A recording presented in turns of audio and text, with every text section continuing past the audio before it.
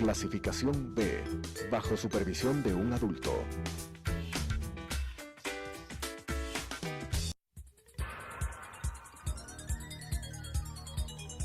Las opiniones vertidas en este espacio por la producción y dirección del programa son de exclusiva responsabilidad de sus autores y de quienes intervienen en ellos.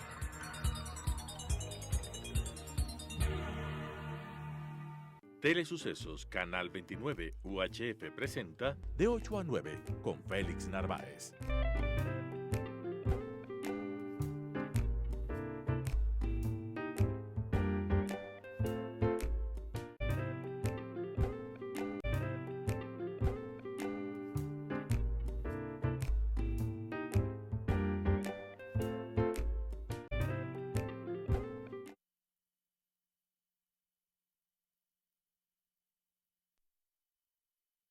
Muchísimas gracias por sintonizarnos.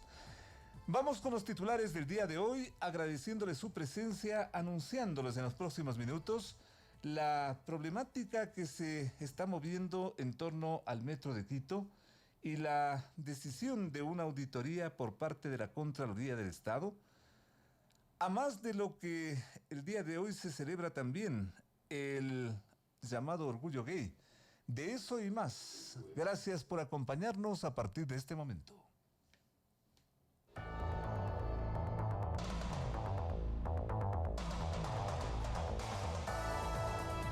Empezando por la primera página del diario La Hora, Atamaín pide auditoría a todas las candidaturas, mientras seguidores de Tuárez insultaron a los periodistas al más puro estilo del correísmo.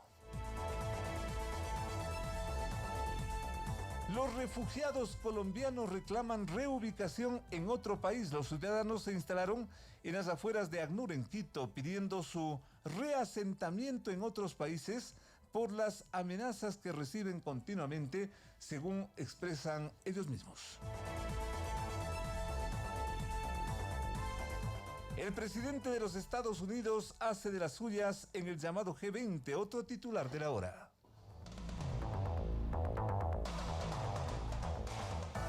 Mineros de Buenos Aires, en el norte de este país, piden legalizarse.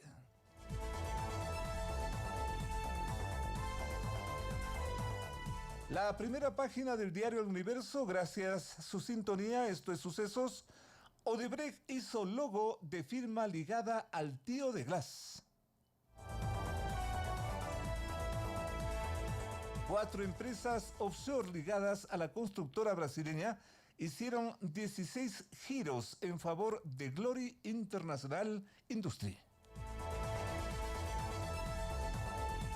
En lo deportivo, toda una conmoción, esta parte ya concluyente de la llamada Copa América, Argentina-Brasil, el clásico en las semifinales.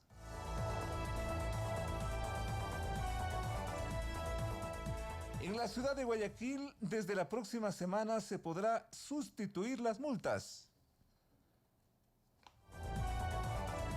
Son los principales titulares de la prensa. Gracias a su sintonía, ya volvemos con nuestros principales temas de hoy.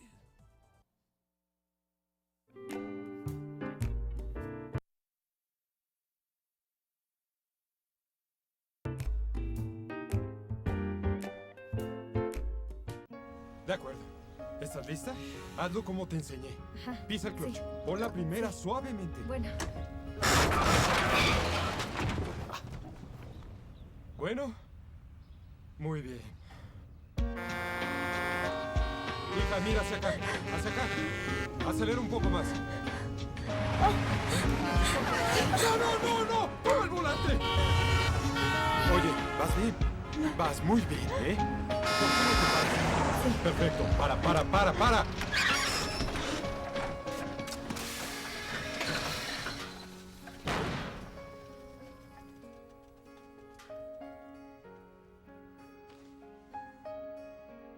Gracias, pa.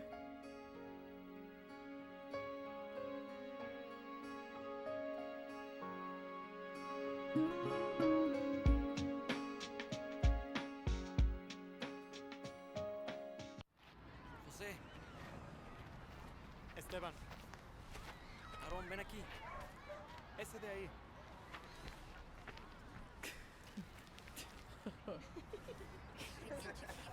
Tú, ven acá.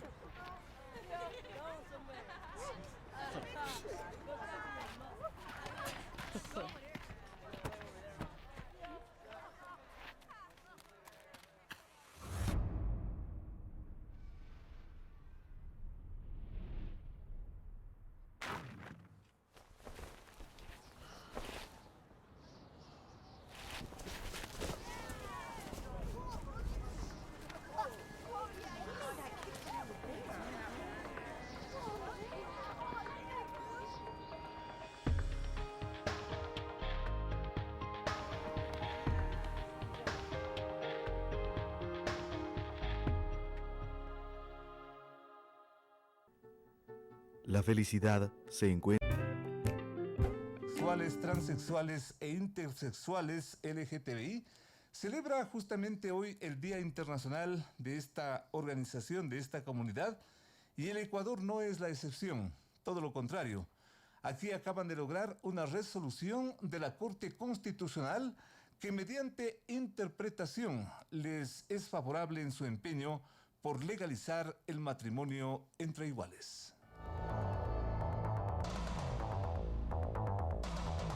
Y de esa forma la influyente Corte Constitucional deja en el aire la delicadísima situación de los niños de esos nuevos tipos de pareja y simplemente da luz verde al casamiento hombre-hombre, mujer-mujer.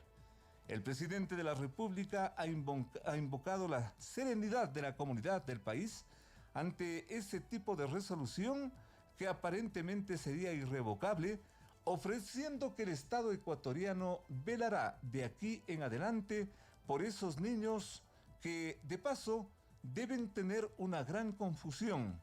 ¿Quién es mi papá? ¿Quién es mi mamá?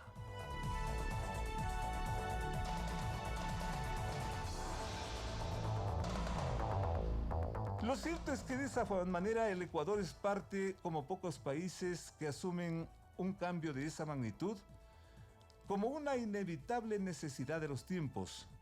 Los autores del cambio creen así ponerse a la vanguardia de una reforma que nos hará mejores pese a la infinidad de problemas pendientes, de reformas como la educación, la inseguridad, la corrupción, el pésimo transporte público, la informalidad, la ausencia de producción en el país, el crimen organizado, el macro y el microtráfico de droga, la impunidad, el desempleo, la migración caótica e incontrolada, la pornografía infantil, las violaciones de mujeres, la crisis en el IES, el lavado de dinero, saqueo de fondos públicos, por citar unos pocos ejemplos.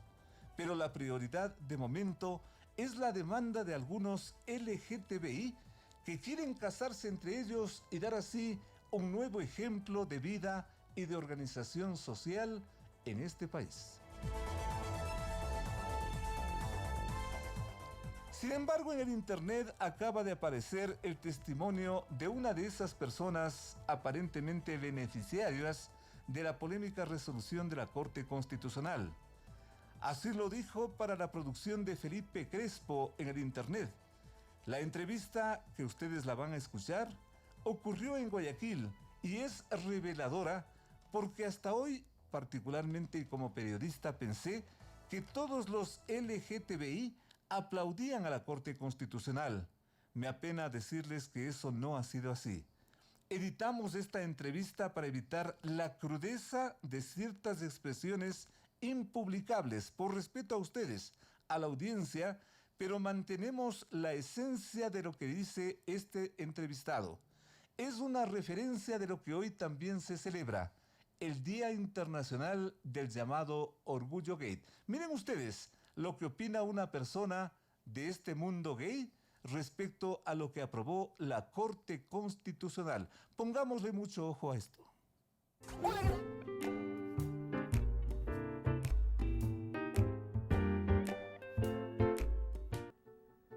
La felicidad se encuentra en emprender actividades que valgan la pena. Pero solo existe una persona que podrá decirte con certeza lo que te hará feliz. Tú mismo.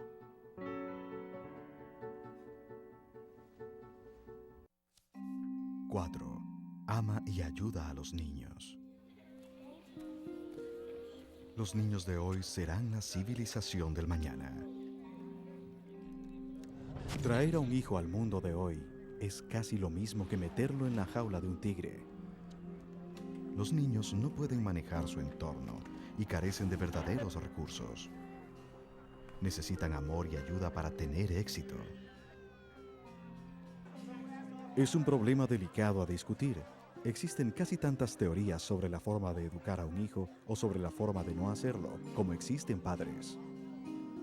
Sin embargo, si alguien lo hace mal puede causar mucho dolor y hasta podría complicar sus años venideros. Algunas personas tratan de educar a sus hijos en la misma forma en que las educaron a ellas. Otras intentan exactamente lo opuesto. Y muchas otras se adhieren a la idea de que a los hijos solo se les debería dejar crecer por sí mismos. Nada de esto garantiza el éxito. El último método se basa en la idea materialista de que el desarrollo de un niño es paralelo a la historia evolucionista de la raza. Que en alguna forma mágica e inexplicable, los nervios del niño madurarán a medida que crece y el resultado será un adulto moral y de comportamiento ejemplar. Aunque la teoría se desmiente fácilmente, basta hacer notar la numerosa población criminal cuyos nervios, de alguna manera, no maduraron. Es una forma perezosa de educar a los niños y que tiene cierta popularidad. Esto no se hará cargo del futuro de la civilización ni de tus años de vejez. Un niño se parece un poco a una pizarra en blanco. Si escribes algo erróneo en ella, dirá cosas erróneas. Pero a diferencia de una pizarra, un niño puede empezar a escribir por su cuenta. El niño tiende a escribir lo que ya se ha escrito. El problema se complica por el hecho de que aunque la mayoría de los niños son capaces de ser muy honestos, unos cuantos nacen dementes. Y en la actualidad, algunos incluso nacen drogadictos, pero tales casos son muy raros. No ayuda a tratar de comprar al niño con una cantidad abrumadora de juguetes y posesiones. O sofocarlo y protegerlo.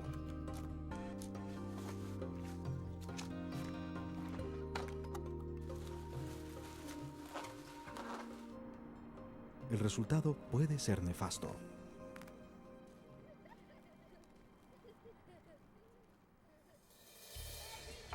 Uno tiene que decidir en qué quiere que se convierta el niño. Esto se modifica por varios factores.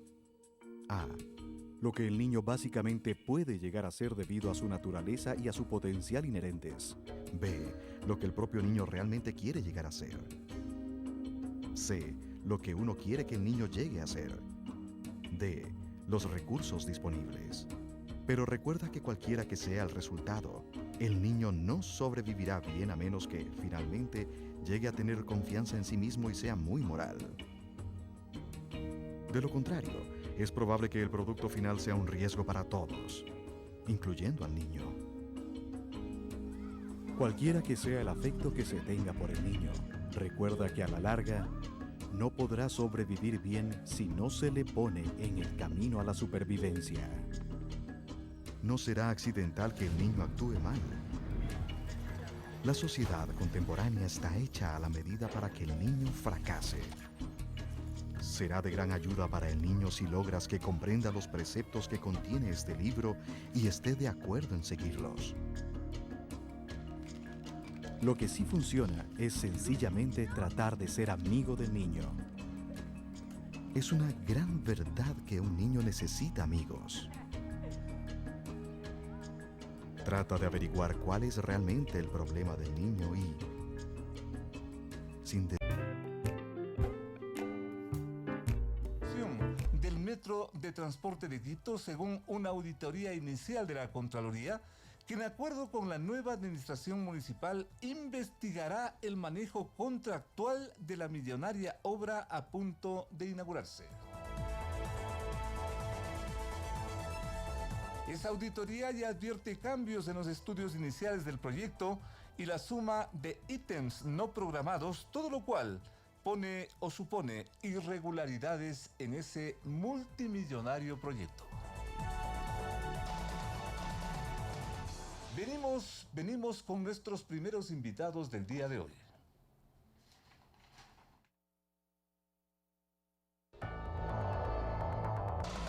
Las noticias han impactado en el país, en el mundo y en la ciudad. Sus protagonistas están en Sucesos para responder preguntas del periodismo profesional. Que el público saque sus propias conclusiones. Lo hacemos con el doctor Germán Rodas de la Comisión Nacional Anticorrupción y con el licenciado Marco Ponce, ex concejal del Distrito Metropolitano. Los dos nos acompañan aquí desde muy temprano en Sucesos. Muchísimas gracias por acompañarnos. Gracias por su sintonía. El tema está planteado y como un elemento de preocupación de múltiples comentarios en lo que viene a ser la culminación de esta semana. ¿Por qué hay que investigar esto que la anterior administración nos dejó diciendo que era limpio, claro, puro y honesto? Empecemos con el doctor Germán Rodas de la Comisión Anticorrupción para que nos oriente y nos diga por qué hay que investigar esto y qué tipo de sospechas giran en torno a la construcción del Metro de Quito. Doctor, muy buenos días. Bienvenido a Sucesos. Muy gentil, buenos días. Muy gentil. Es que yo creo que hay que necesariamente retrotraerse a 3 elementos históricos para hablar de este asunto. Y voy a señalarlos de manera ágil. Año 2003, Víctor Granda es diputado nacional entonces, envía una comunicación al presidente Lula y le dice, entre otras cosas, Odebrecht, la empresa brasileña, está vinculada a temas de corrupción. 2008, él mismo, Granda, le envía una comunicación al entonces casi recién electo presidente Correa advirtiéndole de las tareas fraudulentas de Odebrecht en el país. Primer elemento, es decir, hubo ya un proceso de advertencias respecto de una empresa que asalta la conciencia de las gentes, tomándose la función jurisdiccional, la Contraloría, los organismos de control y determinados espacios que le van dando toda la posibilidad de actuar. Un segundo elemento, para hablar del tema. En el año, antes de que se firmara el contrato, aún con la época de Barrera y luego en el periodo de Rodas igual, y ya la Odebrecht había sido cuestionada, llevada a tribunales en Brasil por 2 temas muy importantes de migrantes. Los organismos multilaterales establecen que aquellas empresas cuestionadas no pueden firmar contratos en esas condiciones. Por lo tanto, la firma de ese contrato de acción Odebrecht, porque no hay que separarlos, son indivisibles los convenios. Ese es otro elemento clave. Ya estaban precariamente instituidos en el país y no podían ser firmados.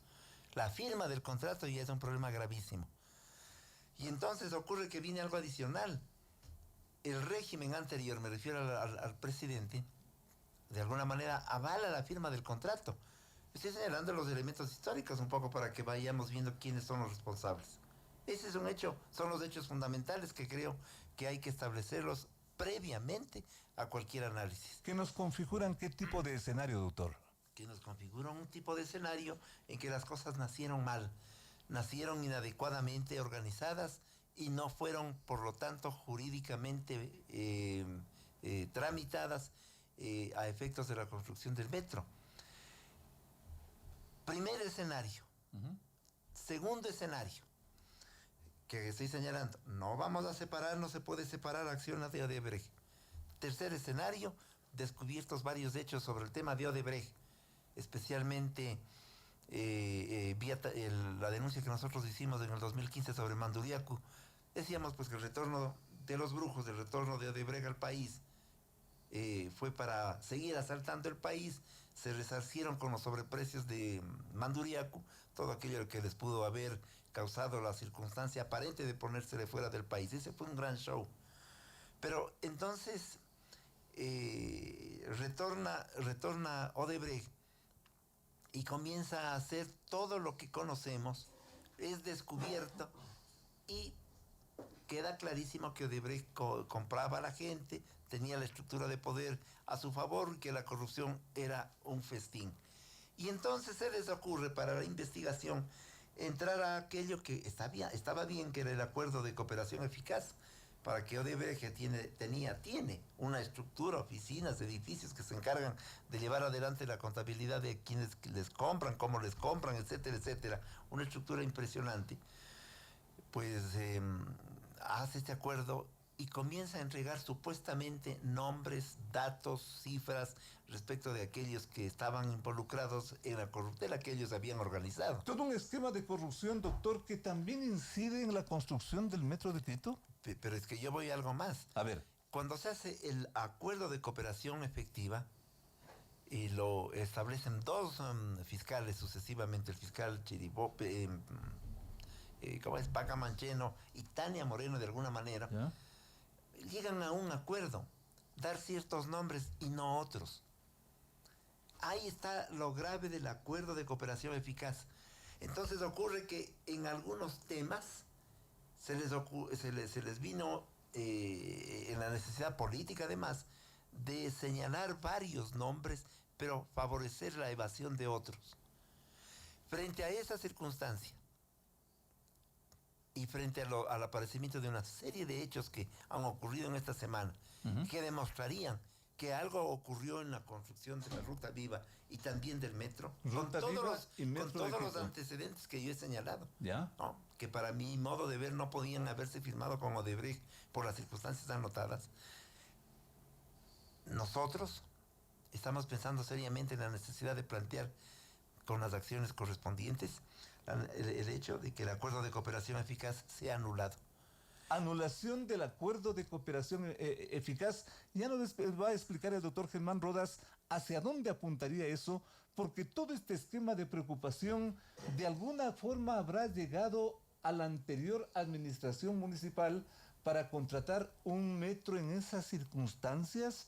¿Qué es lo que pasó y qué sensación tienen los anteriores autoridades municipales frente a esto que hoy está surgiendo desde quizás lo sorprendente que habría ocurrido? Marco Ponce, ex concejal de Quito, buenos días. Muy buenos días, Félix, doctor Rodas y estimados amigos Radio Escucha. Sí, efectivamente, hay una serie de sospechas sobre la contratación tanto de Metro cuanto de Ruta Viva. A ver, en esto un par de aclaraciones. Primero, yo soy pública y notoriamente un gran detractor del Metro de Quito. Es decir, mis votaciones, mis intervenciones en la prensa nacional siempre han sido en contra de hacerlo, no por sospecha de absolutamente nada que tenga que ver con corrupción, sino que me parece que es un elefante blanco. ¿Ya? Es decir, 2.009 millones de dólares de la ciudad gastados en un medio de transporte que no va a ser el más eficaz del planeta Tierra.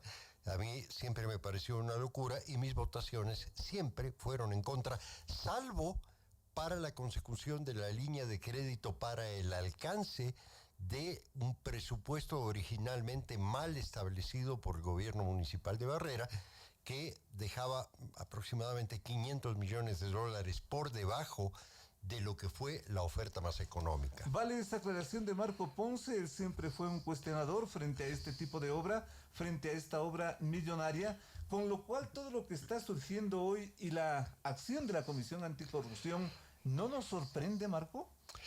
No, no me sorprende y como ciudadano y como ex concejal yo tengo toda la esperanza en que la Comisión Anticorrupción llegue hasta las últimas consecuencias, porque no es posible que tengamos esta ola de corrupción en el país bajo ningún punto de vista y venga de donde venga.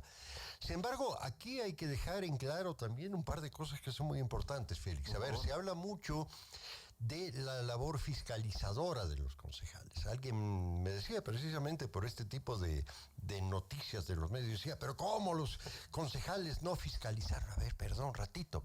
La labor fiscalizadora de los concejales se resume en legislación y método. O sea, no es que los concejales le montan un espía de la CIA al alcalde para ver si se reúne con... No, eso corresponde a la Fiscalía, corresponde a la Contraloría y corresponde a la UAF. Los concejales son fiscalizadores de legislación y método municipal. Y el tema del Metro de Quito, y eso también es público y notorio, fue hecho dentro de legalidad. A ver, explico. Una de las condiciones de las transnacionales crediticias, que son las que pusieron el dinero para la construcción, los financistas del metro, una de las condiciones y condición principal sine qua non es que se otorgue el contrato al calificado que oferte más bajo, ¿ya? La apertura de sobres fue absolutamente dentro de ley, con la presencia de concejales del Distrito Metropolitano, miembros de la Contraloría, miembros de la Fiscalía, legisladores nacionales, delegado del presidente de la República y prácticamente toda la prensa nacional. Cuando se abrieron los sobres, que no eran sobres, eran gigantescos armarios, todos ellos con algo así como 38,000 fojas útiles, que fueron todas revisadas, todas y cada una, para ver cuáles son los términos de calificación, resulta que el consorcio Acciona Odebrecht hizo una oferta que estaba 500 millones por debajo de la siguiente. Entonces, obviamente se chequearon todos los documentos para la calificación efectiva y los documentos fueron habilitantes. Reunía las condiciones. Reunía absolutamente todas las condiciones. ¿Cuál es el problema? A ver, hubo algunas voces que decían, hubo algún concejal un poco con ánimo de show que dijo, no, Odebrecht, a mí me da asco. Y nosotros deberíamos declarar desierto. Perdón, pero hay una ley de compras públicas. ¿Qué le daba asco a ese concejal? Que el nombre de Odebrecht, un poco de show, ¿no? No voy a mencionar el nombre del concejal, pero tampoco se puede declarar desierto un contrato de 2,000 y pico de millones de dólares que cuesta algunos millones participar en esa propuesta, diciendo vamos a declarar desierto porque el concejal fulano le dio asco.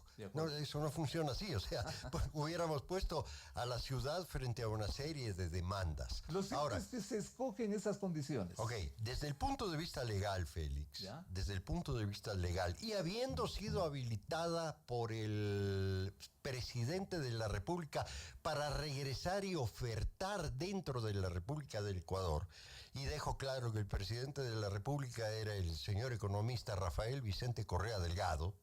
Él hizo venir a Odebrecht. Odebrecht estaba habilitado desde el punto de vista legal. O sea, si el municipio, y eso tampoco es un tema que corresponda a los concejales, corresponde más bien al alcalde, hubiera dicho, oiga, señores de Odebrecht, a ustedes no los vamos a habilitar, vamos a separar el consorcio, que es lo que efectivamente pasó, y hay una cláusula contractual que obliga al superviviente del consorcio a hacerse cargo de la obra, por eso ahora la está terminando Acciona nada más, Odebrecht ya se fue nuevamente del país. Pero eso no lo podíamos hacer desde el punto de vista legal, o no lo podía hacer el alcalde, mejor dicho, porque en eso los concejales no tenían absolutamente nada que ver. ¿Conclusión de esto, mi estimado Marco? Conclusión de esto, hasta donde corresponde al Consejo Metropolitano de Quito, todo se ha hecho dentro de los estamentos y reglamentos de ley, excepto un cambio que se hizo sobre los términos del contrato. Se hizo una negociación para una baja de precio porque los grupos eléctricos que se iban a utilizar para el metro estaban cotizados dentro del metro y el alcalde Rodas en ese entonces consiguió que estos grupos eléctricos, visto que son multifuncionales, es decir, iban a dar electricidad al metro y a la zona donde están, esto se consiguió hacerlo a través de la empresa eléctrica de Quito y se bajó esos precios, pero no hubo absolutamente ninguna variación. O sea, lo que no pagamos al consorcio Acciona, ya era Acciona por sí solo en ese entonces, si mal no recuerdo, se le paga a la empresa eléctrica de las ciudades. Datos que de alguna forma alumbran todo lo que va a hacer la Comisión Anticorrupción. Esto fue lo que ocurrió. En esas circunstancias se adjudicó y se negoció el Metro de Quito, doctor Germán Rodas. Sí, con todo el respeto al contertulio ex concejal Marco Ponce, yo creo que esa carpintería que nos cuenta está bien, pero es la carpintería de la obra.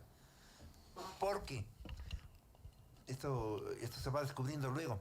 Odebrecht llegó a participar en muchos concursos, no en Quito, pues solo para señalar, en la región diría yo, en Colombia y en el Perú, también de la mano de Acciona y de otros grupos, es decir... El consorcio. Claro, creaban la empresa A, la B, la C y la D. Iban a un país determinado y participaban la B, la C y Odebrecht. Unas veces Odebrecht ponía el precio más bajo y ganaba, otras veces ponía el precio más bajo el otro amigo. Eran empresas creadas por la propia Odebrecht. Odebrecht se movió así en la región. De tal manera, por eso digo que la apariencia que se nos acaba de contar da para pensar que todo estaba bien. Pero Odebrecht funcionó de esa manera en el continente. Tenía el control absoluto para saber qué hacían. En unos casos ganaban, pero aún perdiendo ganaban porque tenían toda la estructura de ellos con otro membrete en las otras empresas. Entonces, ese es un primer elemento. Un segundo elemento, Acciona y Odebrecht, por leyes internacionales que también rigen el tema de la contratación y por leyes locales también, no son indivisibles. No podían ser tratadas de manera indivisible. Son una unidad. El consorcio. El consorcio. De tal manera que los reclamos son al consorcio. Porque este acuerdo entre Acciona y Odebrecht, y tú te quedas en una parte y yo hago otra partecita, lo traían desde atrás. Esto estaba absolutamente montado. Un tercer elemento, no se podía firmar el contrato con Odebrecht. Cierto es que Correa los trajo. Y Correa hizo algo más, hizo el teatro de sacarle a Odebrecht. Y luego lo trajo. De tal manera, cierto es que estaba habilitado. Pero en todas partes quedaba ya inhabilitado. Inclusive hay datos que en algunos continentes de Odebrecht fue desalojada por los juicios que tenía en el Brasil, que estaban no todavía ejecutoriados siquiera con sentencia, sino por el cuestionamiento. Habiendo esos antecedentes donde la presencia de Odebrecht ya empezaba a generar todos los escándalos que son de dominio público, y asunto que no habrá sido extraño a los señores concejales del Distrito Metropolitano, no faltó la reacción de los señores concejales, aparte de aquel que le dio asco, como nos dice Marco Ponce. No hacía falta de que todos los concejales por último se declaren en paro y digan esto no se firma porque aquí huele a corrupción. No se podía hacer, porque desde el punto de vista legal los concejales son fiscalizadores de método y legalidad municipal, parte número uno. Y desde ese punto de vista, yo no voy de ninguna manera a desautorizar en ese sentido a mi contertulio, por favor. Pero si una empresa determinada está habilitada dentro del país, a nosotros nos resulta legal hacerlo, y de hecho hay un informe legal de la Procuraduría Metropolitana que es así, sí, ¿cómo? Punto número Marco, uno. legal, pero si es que algo huele mal. A ver, si es que algo huele mal, los concejales no tienen la facultad para frenarlo. Ojo, esas son obras 100% ejecutivas. Ahora, lo que dice el doctor Rodas es muy probable. Es muy probable. A ver, si hay 50 ofertas, Odebrecht era una compañía lo suficientemente fuerte económicamente a nivel del mundo para presentar ellos mismos con diferentes membretes las 50 ofertas con empresas establecidas desde el punto de vista legal. Es lamentable, pero es una forma en que trabajan algunas transnacionales multimillonarias. Pero eso obviamente no lo puede saber ni el alcalde, hago mis reservas, pero obviamente no lo pueden saber los concejales. Mi estimado Marco, porque aquí da la impresión de que Odebrecht y este consorcio estaban autorizadas y yo, concejal, qué pena, aquí huele mal, pero nada puede hacer. Lo que pasa, Félix, es que... Eso como que llama la atención. A ver, un cuerpo legislativo ¿ya? Tiene que regirse a la ley. ¿Ya? Caso contrario, puede ser demandada a la ciudad. Es decir, lo que acabo de mencionar, uno no puede ir a un consorcio como Acciona o Odebrecht, en ese entonces Acciona o Odebrecht. Es decir, oigan, ustedes han invertido, no sé, $1 millón y medio de dólares para poder participar en este concurso de ofertas.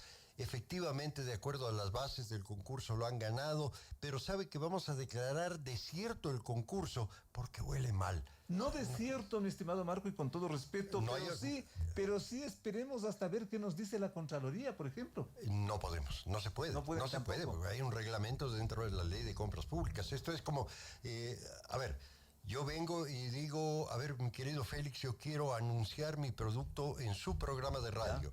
Entonces, usted anúnciame el producto, usted me dice, sí, ok, aquí mire, el minuto de radio cuesta tanto, ya, pero primero quiero ver, o sea, yo sospecho que a usted no lo quiere tanto y si usted menciona mi producto lo van a dejar de usar. Entonces, primero vemos y después le pago. Me va a decir, no, pues, hermano, o sea, no funciona así. Si usted anunció y no le pago, me demanda. Con estos antecedentes, doctor Germán Rodas, ¿va a ser bien difícil la investigación de este caso? ¿O cómo le ve usted que ya tiene experiencia en este seguimiento, especialmente a esta firma Odebrecht? Yo me quedo pensando con sus apreciaciones, Marco, digo, estaban enterados de que los organismos bilaterales estaban cuestionando la presencia de Odebrecht.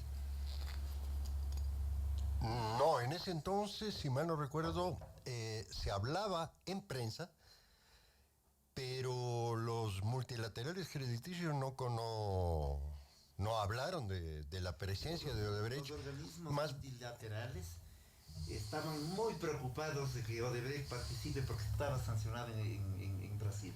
De tal manera que allí hay un elemento, porque los multilaterales no permiten... Perdón, solo hay una aclaración.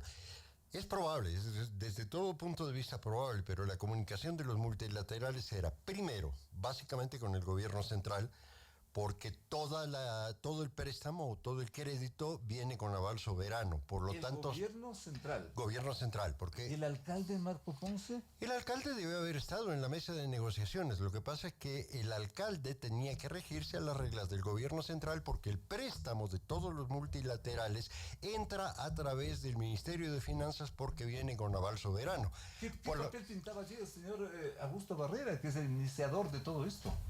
A ver... Hasta donde yo lo puedo entender, el señor Augusto Barrera lo único que pintaba era haber tenido la idea de hacer un metro, porque la apertura de sobres y la adjudicación al consorcio, que fue el oferente más económico, corresponde a la administración Rodas. O sea que el verdadero alcalde era el presidente de la República. El verdadero alcalde, arzobispo de Quito, nuncio apostólico, etcétera, etcétera, etcétera, pero eso es por ley, es decir, por ejemplo, el Banco Mundial no le puede prestar a una ciudad, tiene que prestarle a un país. No le puede prestar al alcalde, sino al presidente de la República. No, tiene que prestarle a la República del Ecuador, no a la ciudad de Quito, porque la ciudad de Quito no puede ofrecer un aval soberano. ¿Más luces para la investigación, doctor? Ratificación de lo que habíamos venido diciendo. ¿En resumen? En resumen, que las cosas estaban levantadas por dos alfiles.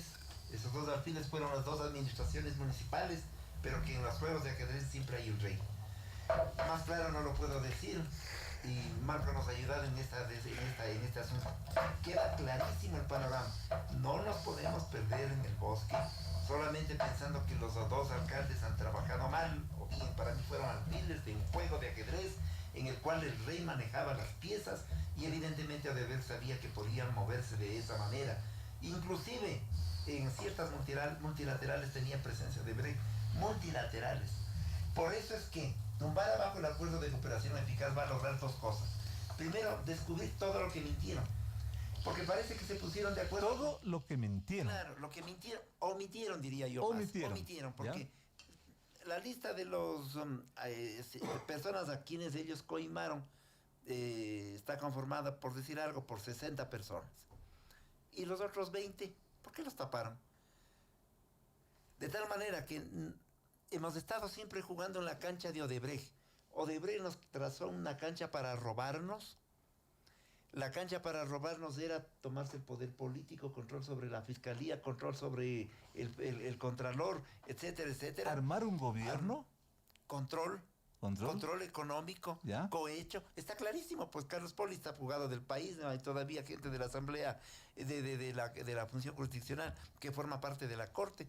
La fiscalía estuvo en manos de gente que guardaban todas las denuncias. A la vuelta de la esquina, en la Comisión Anticorrupción querían llevarle presa. Acordémonos de eso. Dos alfiles de un rey que hoy no sabe dónde está hospedado, dónde está viviendo. Qué difícil ya salió de ahí. Qué difícil la investigación. Pero déjeme concluir la idea. A ver. Cancha trazada por Odebrecht para robar y asaltar al país. Y luego la cancha trazada por Odebrecht para decir, con este famoso acuerdo de cooperación eficaz, para decir lo que a ellos les conviene, no para decir lo que requiere el país. Frente a eso, tumbarnos del acuerdo de cooperación eficaz, ya tenemos los presos suficientes para averiguar el resto. Logra dos objetivos. Uno, esclarecer la verdad en su totalidad. Dos. Y dos, que el Estado ecuatoriano demande a Odebrecht y a la empresa española Acciona.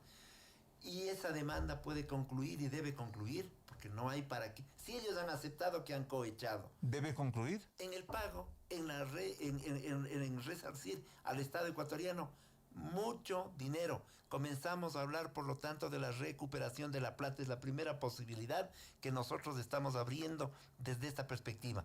Esta es una acción que debe darse para que se juegue en la cancha del Estado ecuatoriano, no en la cancha de la corruptela de Odebrecht. Que se juegue en la cancha, y siguiendo con ese símil, mi estimado Marco, es lo que, y con todo respeto y con todo cariño y con toda amistad, se les pasó por las galletas a los señores concejales. No del todo. Es decir, las facultades de los concejales, Félix, están muy por debajo de cerrar una contratación de ese nivel. Es decir, no nos olvidemos que los concejales son legisladores, dentro de la legislación también fiscalizadores. Pero si es que hacían bulla.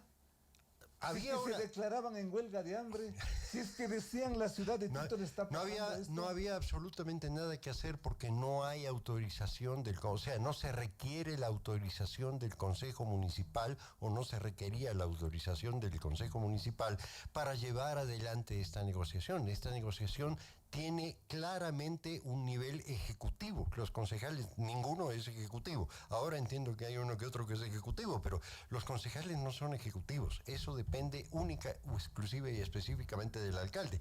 Dentro de norma legal, estaba todo dentro de norma legal. Es decir, la norma legal empieza por la habilitación de la Procuraduría Síndica. Estaba en norma legal, pero estaba mal. Puede ser que haya estado mal, pero no tenemos absolutamente ningún, para ponerlo en términos muy coloquiales, pito que tocar los concejales en este tipo de negociación. Voy a poner un ejemplo. Muy cortito. Un ejemplo muy corto, el malhadado caso del Quito Cables. Fue idea del alcalde, fue presentación del alcalde, fue inauguración del alcalde y vino echado abajo por el alcalde. Los concejales, a duras penas, alguna vez fuimos invitados a mirar ahí una maqueta de lo que iba a ser el Quito Cable. No tenemos, los concejales no teníamos y no lo tienen actualmente tampoco, potestad para intervenir en las funciones ejecutivas. La función ejecutiva es la que ejecuta las obras de la ciudad, única y exclusivamente la función ejecutiva. ¿Cuándo la ciudad, la comunidad va a conocer este informe, esta investigación tan expectante de la Comisión Anticorrupción? Bueno, nosotros, desgraciadamente, Félix, tenemos un problema. No tenemos oficinas, nadie nos financia, no tenemos secretarias, es nuestro trabajo, forma individual, del grupo, del colectivo. Vamos muy lento, vamos muy despacio. En esto es plata y persona, como se dice. Así es, totalmente. Y desgaste y sacrificio personal. Y amenazas y todo lo que se viene. Pues, pero uno llega ya en una etapa de la vida en que dice que, bueno, pues, algún rato tiene que irse. Creo que seguiremos haciendo lo que nos corresponde. Vamos con el convenio que hemos firmado con el municipio a indagar todo esto, evidentemente. Yo siempre he pensado que vamos a encontrar la carpintería más o menos bien. Pero vuelvo a insistir, 2 alfiles que cumplieron las tareas del rey. De tal manera que hay que comenzar a pensar en serio para que la lista completa de Odebrecht quede también completa. Pero que ellos no nos la hagan la lista, porque es a su conveniencia. La lista la tendremos que redescubrir nosotros, siguiendo el ejemplo de otras investigaciones. En el Perú se ha hecho eso. Y por eso es que se han caído 3 gobiernos en el Perú. Y por eso es que varios presidentes saben las circunstancias en las que están. Más claro no puedo decir, me van a decir que estoy prevaricando, pero es que nos llevan allá todos los indicios. Aquí el exconcejal nos ha señalado algo que es importante. Fue la voluntad política, dice más o menos, desde el régimen para que esto marchara. Así es. Interés político, interés económico, tanto amor a la ciudad. No nos olvidemos la visita del presidente Lula para de alguna manera pedir que también Odebrecht retorne al país. Luego el retorno de Odebrecht, el Manduriaco, asaltan en Manduriaco, pero siguieron en el proceso.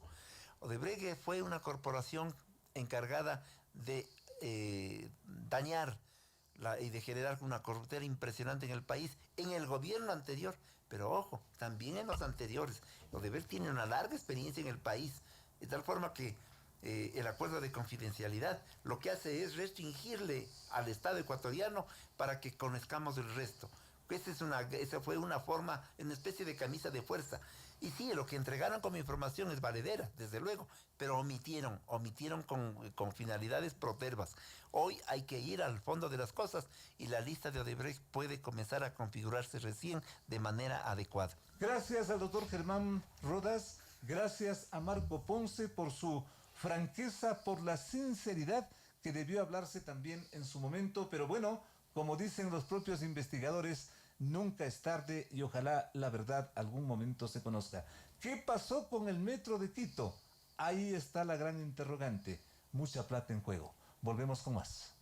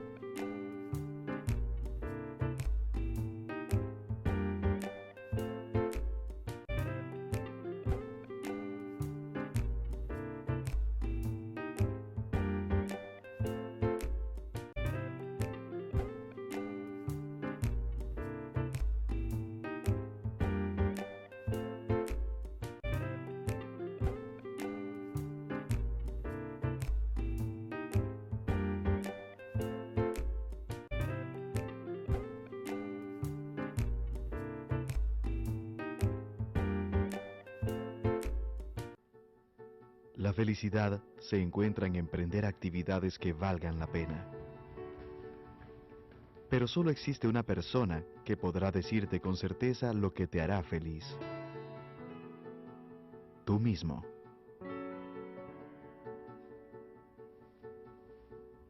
Tres. No seas promiscuo. El sexo es el medio por el cual la raza humana se proyecta hacia el futuro a través de los hijos y la familia.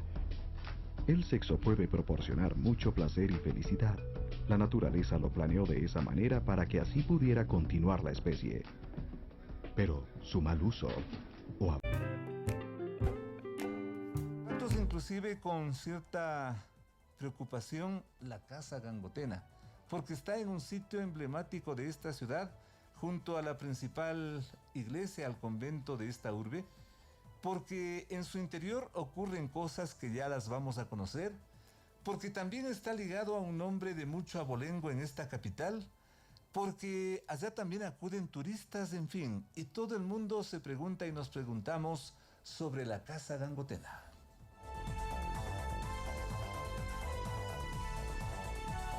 El gerente de esa institución privada, el doctor Juan David Echeverría, nos honra con su presencia a partir de este momento. Doctor, un gusto tenerle por acá. Y yo le decía, para orientación de nuestro público, lo mejor son las preguntas de cajón, porque si es que me las doy de enterado del tema, quedamos peor que al principio. Doctor, un gusto. ¿Cómo ha amanecido usted? Muchísimas gracias por venir acá. Y ubíquenos, díganos, ¿qué es la Casa Gangotena? Buenos días. Buenos días, Félix. Muchísimas gracias por Muy su gentil, tiempo. muy Un amable. saludo a toda su audiencia. Bueno, Casa Gangotena es este hotel, es un hotel boutique que está en el centro histórico de la ciudad de Hotel Quito. Boutique. Un hotel boutique pequeñito. Por ahí ya vamos entrando en el tema, a ver. Y nuestro compromiso es crear estadías y es crear momentos, experiencias para todas las personas que nos visitan. Memorables, que se lleven una sensación de lo que somos como ecuatorianos y como quiteños. Ese es nuestro compromiso como hotel. ¿Y por qué ese nombre Casa Gangotena? Bueno, no podíamos dejar de pasar que la casa era un ícono para la ciudad. Así es. Y aunque es una empresa privada, no deja de pertenecerle a todos los quiteños. Entonces necesitábamos poder de alguna forma mantener la identidad de la Casa Gangotena en la ciudad de Quito. Por eso mantuvimos el nombre. ¿Cómo empieza este proyecto? ¿Cómo empieza esta aventura que ya está en pleno funcionamiento? Como un sueño, definitivamente, como un sueño de crear una oferta turística para todas las personas que visitan el Ecuador, que puedan tener un sabor de lo que significa ser quiteño y de lo que significa ser ecuatoriano. La casa está en el corazón de la ciudad, justo en la Plaza de San Francisco, y era nuestra obligación de alguna manera el poder entregarle a todos los visitantes, tanto nacionales como extranjeros, una oferta de lo que somos.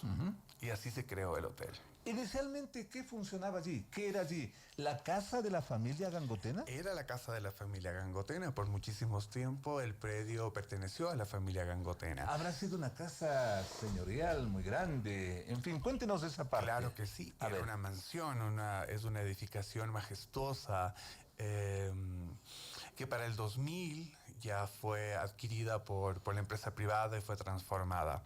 La familia, obviamente, la familia Gangotena estuvo ahí por muchísimo tiempo. De esa casa salieron presidentes, grandes historiadores, gente de muchísima importancia para nuestra ciudad y para nuestro país. Y para nosotros fue un compromiso. Nos tomó casi 5 años transformar esa casa. 5 años. 5 años más o menos. Y en algún punto Este es un proyecto que va más allá de la década, consecuentemente. Por supuesto. Estamos funcionando 8 años, pero mucho tiempo atrás ya comenzamos a trabajar. Exacto. En algún momento estuvimos 400 personas trabajando en la obra. 400 personas. Sí. ¿Qué hacían tantos allí? Restaurar y restaurar. Cuando tú entras a Casa Gangotena, todos los detalles son originales. Las molduras, los techos, los pisos. En algún acto público tuvimos la oportunidad como periodistas de asistir a eso, pero ¿cómo lo hicieron con tanto detalle, con tanta prolijidad? Me imagino que además debe haber sido y será muy costoso eso, ¿ah? Sí, pero esa era la responsabilidad. ¿Ya? La responsabilidad como empresa privada de mantener lo local y las tradiciones. Y la casa se prestaba para hacerlo, ¿no? Entonces habría sido una pena si es que no habríamos puesto todo ese empeño y sobre todo ese cariño para poder restaurar y para poder realzar la majestuosidad de ese edificio. Escenarios como este y a nivel inclusive internacional es parte del atractivo. Son lugares donde se encierran hechos históricos, donde se han ubicado determinados momentos inclusive de la vida nacional. ¿Uno o dos de los principales que hayan ocurrido ahí? Bueno, la casa original era totalmente diferente a la que tú ves en este momento. Era una casa muy, digamos, igual que las que tú ves en el centro histórico, y surgió un incendio muy fuerte. Y fue en ese incendio donde se consumió toda la casa y la familia después decidió construir algo que pueda llamar a la, digamos, grandeza de la ciudad y lo que se vivía en esas épocas, y se construyó este palacete. También la familia era dueña de uno de las fuentes de agua para la ciudad. Y en algún punto, en una sequía que tuvo la ciudad de Quito, donaron el agua para que todos los quiteños lo puedan tener. Entonces siempre ha sido protagonista de grandes momentos y siempre ha sido agua protagonista. Que seguramente bajaba del Pichincha. De manantiales del Pichincha.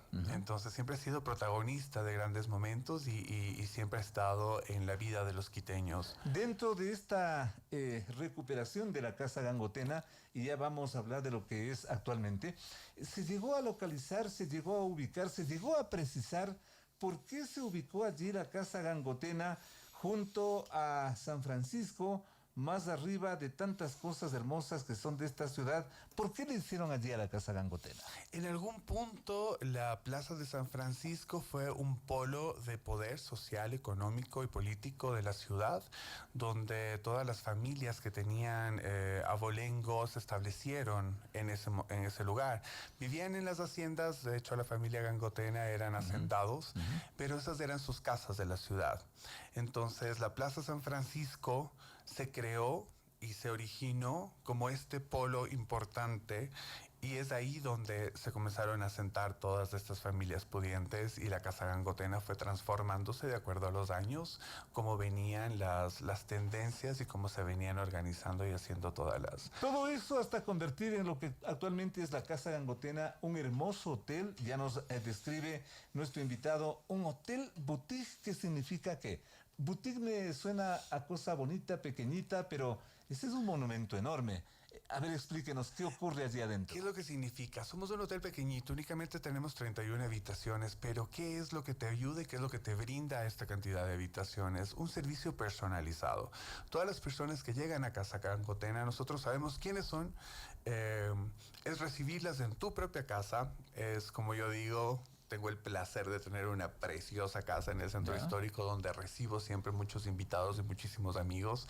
Es poder entregarles un poco de nuestra historia, de nuestra tradición, y sobre todo hacerles sentir cómo es llegar a una casa en la ciudad de Quito, ¿no? Haces absolutamente todo lo que está en tus manos para que esas personas se sientan bienvenidas. Un hotel de este nivel, de estas características, ¿cómo se diferencia de otros hoteles para llegar a ese nivel de servicio? Lo que nosotros hicimos fue nacer con un ADN muy interesante. Es como lo definimos, ¿no? Y dentro de este ADN nos preocupamos muchísimo por la inserción en el centro histórico, por lograr que todas las costumbres lleguen a cada una de las personas que trabajamos en Casa Gangotena. De esta manera tú puedes transferir a todas las personas que nos visitan un poquito de nuestra cultura y de lo que nosotros somos. Creo que ese es el diferenciador. Cuando lo tú puedes llegas, aparte de la magia de llegar a ese sitio, ¿no? Entonces, cuando tú llegas a un lugar donde la gente es orgullosa de quién es, donde no somos diferentes o pretendemos ser parecidos a alguien, sino que somos ecuatorianos, 100% ecuatorianos. Y eso lo trasladamos a nuestra comida, a nuestro servicio, a la gente, ¿sabes? A todas las cosas que haces como quiteño. Como turista, como visitante, me imagino que habrá fechas mejores, no porque haya peores, sino que habrá fechas determinadas donde es mejor ir a la Casa Gangotena, o cualquier momento está bien para llegar allí. Yo te puedo asegurar que como nacional no hay un sitio más interesante para poder disfrutar de una rica comida tradicional. Porque me figuro, por ejemplo, y estoy pensando, hospedarme allí, por ejemplo, el Viernes Santo debe ser espectacular, porque allí empieza la procesión. Es una locura. Desde hace 8 años tenemos la ventaja quizás y de poder presenciar toda allí empieza, ¿no? Prácticamente en las ventanas ves de eso. Todos los cucuruchos, ves las Verónicas, ves esa procesión tan importante para la ciudad desde nuestra terraza. No solamente hospedándote en el hotel, sino que abrimos la terraza para la gente, para los locales, que vengan y disfruten. Y después de eso puedes ir a una degustación de fanesca espectacular con una receta centenaria que también nos ha llenado de orgullo, que nos ha ayudado. Ya se nos está haciendo agua a la boca, ¿no? Pero pasado, por ejemplo, el Viernes Santo, digamos la Semana Santa, ¿qué otra fecha me invita a alojarme allí? A alojarte, yo te diría que nosotros lo que hacemos es una invitación a volver al centro. ¿Ya? Sí, es una invitación. Y es interesante porque siempre les pedimos a los huéspedes que se tomen quizás la oportunidad de abrir las ventanas de las habitaciones, que duerman en el centro histórico, pero que se despierten verdaderamente en el centro histórico, que te despiertes con el sonido de las campanas de las iglesias, con el sonido de la gente que está llegando al centro. Con el vuelo de las palomas, cruzando la ventana, todo eso, ¿no? Yo creo que eso es tan importante y eso te hace tener esa sensación y ese sentido de pertenencia. Entonces, ven y disfruta de esto, quédate con nosotros, duerme en el centro histórico y despiértate en el centro histórico y vuelve a sentir que eres parte de esta ciudad. Dos elementos finales, y no porque hay que torearle a los elementos que también son objetivos y que son parte de quizás de esta magia de Quito, que hay que también consultarle al experto, en este caso a Juan David Echeverría. ¿Cómo está el tema de la seguridad en el centro histórico? Mira, para llegar allá. A ver, la seguridad, como en cualquier otra ciudad, ¿no es cierto? Debes tener cuidado, como lo que nosotros siempre decimos. No más allá de eso, creo que no tenemos que alarmar a la gente, sino que siempre debes tener cuidado. Me imagino que el tema del metro va a ayudar en esto, porque la parada prácticamente va a estar al frente de la Casa Gangotena. La parada está justamente en la Plaza de San Francisco. Nosotros estamos esperando un flujo de gente de 40,000 personas diarias, porque la parada de San Francisco es un punto destino del centro histórico, lo que definitivamente va a ser un flujo muy importante para la ciudad. Y me imagino que ahí el compromiso de la ciudad de poder garantizar seguridad para todas las personas que utilizan el medio va a ser importante. Pero yo no creo que es un momento de alarmar sobre un tema de seguridad ahí, sino que bueno, tienes que ir con las precauciones. Explicando, orientarle al público, a la comunidad. Las precauciones que debes tener en cualquier lugar, tener cuidado con lo que llevas, tener cuidado y fijarte en las cosas que están alrededor tuyo, pero no más que eso, y disfrutar Ese de un elemento y el otro, y final, y con todo respeto, me imagino que hospedarse allí, dirá más de un oyente, me debe costar cualquier cantidad de plata. A ver, esa parte también que es delicada, pero digámosle, porque esas son cosas que hay que también tratar. Es interesante, pero sí, definitivamente podemos tener esta idea de que es muy costoso el poder quedarte en Casa Gangotena o el poder ir a nuestro restaurante en Casa Gangotena, pero no es así. Yo sí les invito a que nos visiten, a que vayan al restaurante sobre todo. Tenemos una oferta de comida mestiza interesantísima. Vas a tener recetas tradicionales, pero obviamente llevadas a las mejores técnicas de nuestro chef.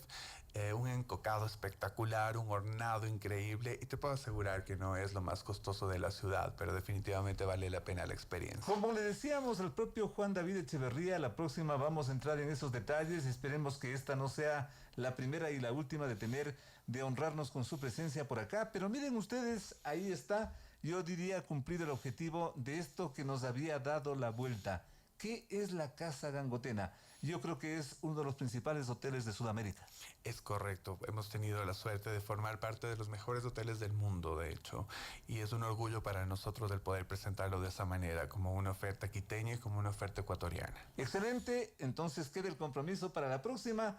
La próxima les vamos a explicar cómo se hacen esas cosas adentro es un quiteñismo. Dentro de la Casa Gangotena, cómo se hacen esas delicias que seguramente se pueden allí degustar. E inclusive por allí de pronto hasta se puede ver un fantasma. La próxima les contamos en eso. Gracias a Juan David Echeverría, muchas gracias por acompañarnos. Gracias a nuestros invitados, pero sobre todo gracias a ustedes por la siempre diferente atención. Dios mediante, hasta la próxima semana. Las opiniones vertidas en este espacio por la producción y dirección del programa son de exclusiva responsabilidad de sus autores y de quienes intervienen en ellos.